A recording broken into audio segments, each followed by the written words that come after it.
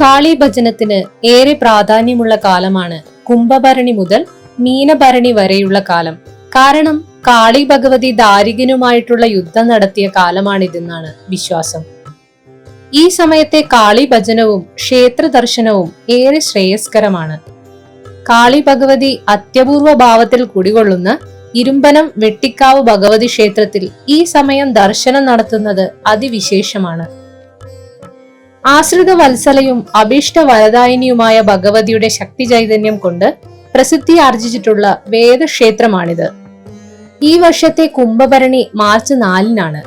ഈ ദിവസം മുതൽ മീനഭരണി വരെയുള്ള ദിവസങ്ങളിൽ ഒരിക്കലെങ്കിലും ഇവിടെ ദർശനം നടത്താൻ സാധിക്കുക എന്നത് തന്നെ പുണ്യമാണ്. കാളി ഭഗവതിയുടെ യുദ്ധസമയമായി കണക്കാക്കുന്ന ഈ കാലത്ത് ഇവിടെ ഭഗവതിക്ക് ഗുരുതിക്കൂട്ട് സമർപ്പിച്ച് പ്രാർത്ഥിക്കുന്നത് സകല ശത്രുദോഷങ്ങളും തടസ്സങ്ങളും മാറുന്നതിന് ഉത്തമമാണെന്നാണ് വിശ്വാസം.